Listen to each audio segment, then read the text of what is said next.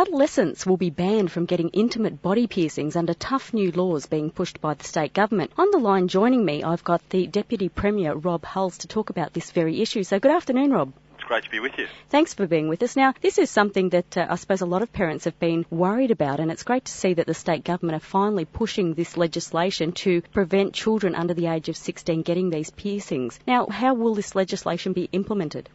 Well, look, as a government, we have to do what we can to protect our kids. Obviously, body piercing, particularly in intimate areas, can cause permanent damage. So what we're proposing is to ban intimate body piercings for kids under the age of 18, and any kid under the age of 16 that wants to have non-intimate parts of their body pierced, that can be done, but they're going to require parental consent.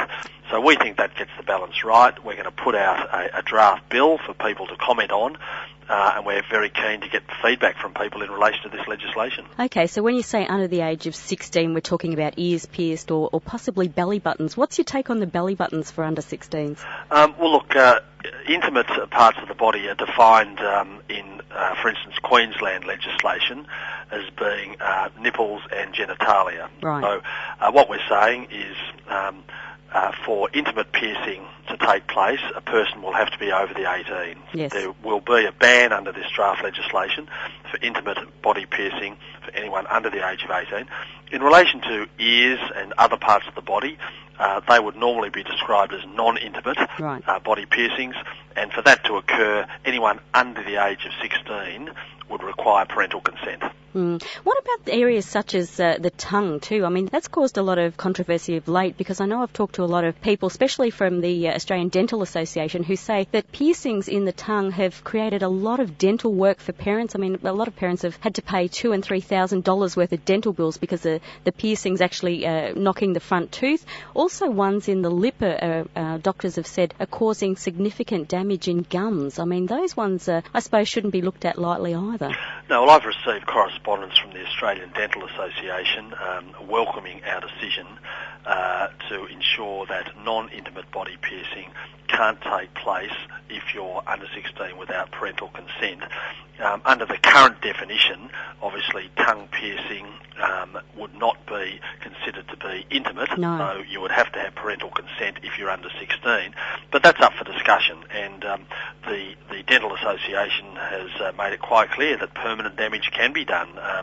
Both soft and hard oral tissues can be extensively damaged as a result of this type of piercing, and so we want to send a message to parents in particular that your child should not get parts of their body pierced, non-intimate parts of their body pierced, without you giving full consideration to that, the damage that can occur to anyone under 16, and they will require your permission before that can be done. Okay. Now, Rob, when you say permission, does this mean that the parent has to accompany the child or the adolescent to the parlour where the procedure is going to take place, or does this mean they have to have written consent? What's being proposed at this stage is that there has to be written consent, and indeed that again is out for discussion. That's why we're putting out this draft bill, because we want to make sure there are no unintended consequences. We want to make sure that when the bill is actually debated in the Parliament, it does receive widespread support, and there is an onus. There is going to be an onus, obviously, on people who run establishments that undertake piercing to ensure that they have proof that there is parental consent for anyone under the age of 16. Being a parent myself, I think to myself I'd rather accompany my child to somewhere like that. I think kids these days are so clever, and with computers and technology, the thought of a possible, fake IDs or forgery is very prominent in my mind. So I think it would be good to possibly accompany the child, and I think that way everyone's a lot safer. Now, what about people listening to this if they want to provide feedback? I know you've said that it's open for public comment, and I know submissions are being taken. How do people go about doing that? Well, once this bill is out, and we will have it out before the end of the year, there will be contact numbers. People who have any ideas or any views even before the bill's out can certainly write to the Department of Justice at 121 Exhibition Street, Melbourne. I mean, it is true that kids make mistakes. There's no question of doubt about that. Sure. And the last thing we want is for kids to make uninformed decisions without parental discussion and consent that can lead to long-term damage. The last thing we want is kids when they are in their 20s or even 30s to find that they have permanent damage as a result of a silly decision they may have made when they were under the age of 16 or under the age of 18. So we do think we've got the balance right. We're not banning non-intimate body parts being pierced. What we're saying is if you're under 16, you should have parental consent, and any intimate parts of your body that you want pierced, you're not going to be able to do that until you turn 18. Now, that's out for discussion, but we think that this has got the balance right. Yeah, well, I do agree with you. I think it's wonderful because I know with the young girls, I mean, a lot of them think fashion before being practical, and something like a nipple piercing can actually damage the ducts in a woman's breast, or in her nipples. So when she becomes a mother, she's going to find it quite hard to breastfeed. So there are a lot of things that kids just don't foresee. So I think we really do need this legislation in place. Oh, that's right, and it is very hard to look long term into the future. And it is true that actually having one's nipples pierced can cause long-term damage, and that includes breastfeeding and the like. Yes. Having other intimate parts of your body pierced can lead to long-term health problems, and so that's why we think that the health risks associated with having one's intimate body parts pierced are such that you should not be able to have that done unless you are 18 or above, and anything below that, anything that is obviously a non-intimate part of your body, we do want people to have discussions with their parents and indeed receive parental consent if they're under the age of 16. Now, I know Nationals MP Damien Drum introduced this private member's bill seeking mandatory parental consent for teen piercings. I mean, did you think that there was too many flaws in that proposal?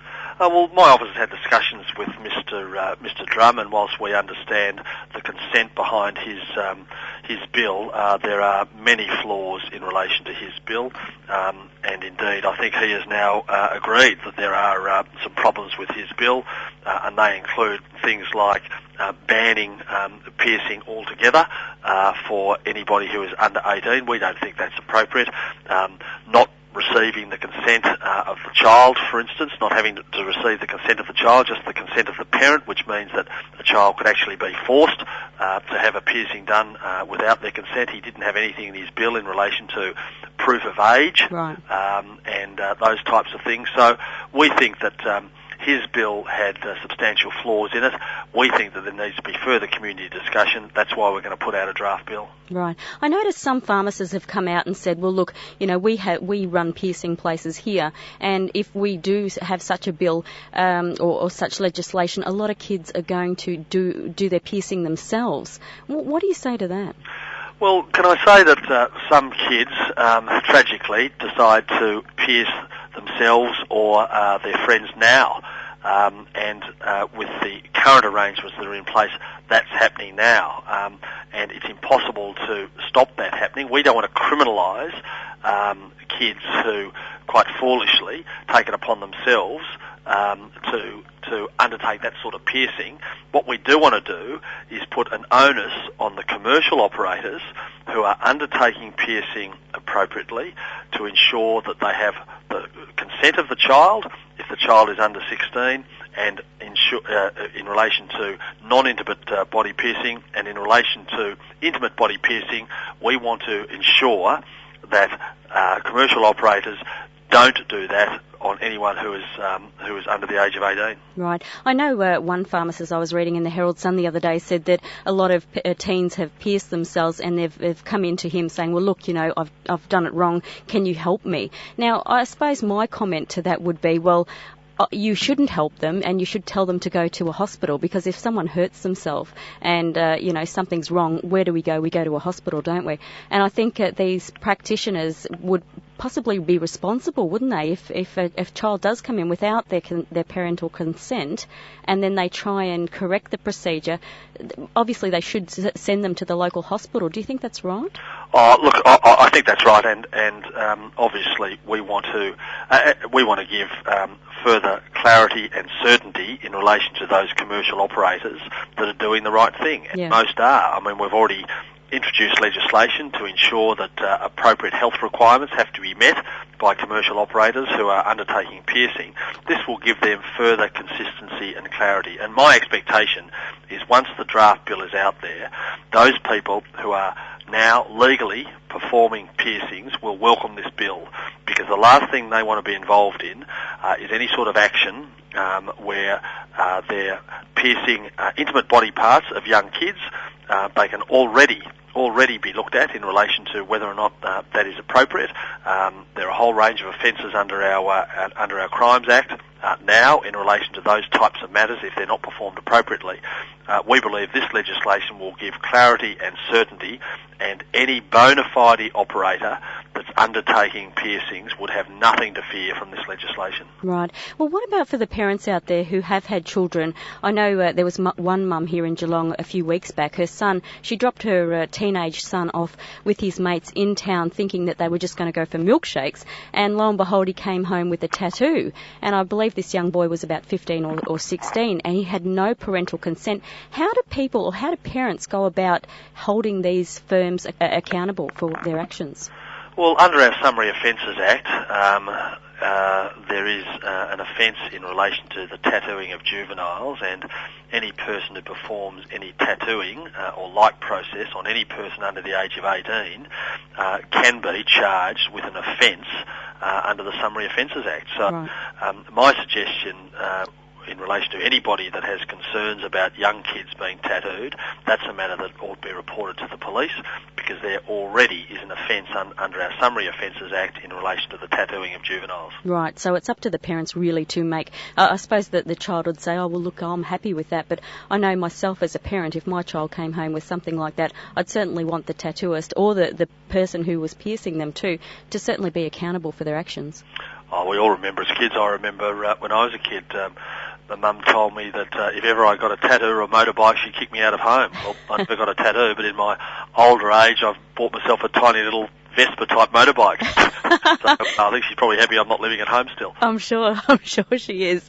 Well, look, Rob, it's great to talk to you. Thank you very much for your time. I know you're a very busy man. How's being Deputy Premier going? Oh, look, it's great. It's a great position, great privileged position to be able to serve the people of Victoria in the role of Deputy Premier, as well as being Attorney General, Industrial Relations Minister and Racing Minister, to actually be Deputy Premier and also Deputy Premier to a close friend of mine, John Brumby, is just fantastic, and it's a great way to continue to serve the people of Victoria. Yeah, well, we're very happy with this proposed bill anyway, or this legislation that you're looking at, and it seems like you're real go-getters, so keep up the great work, and thanks for joining us, Rob. Thanks, Julie. Cheers. Deputy Premier there, Rob Hulls, joining us on the line, talking about tough new legislation looking at banning body piercing on people under the age of 16. Stay with us here on The Pulse.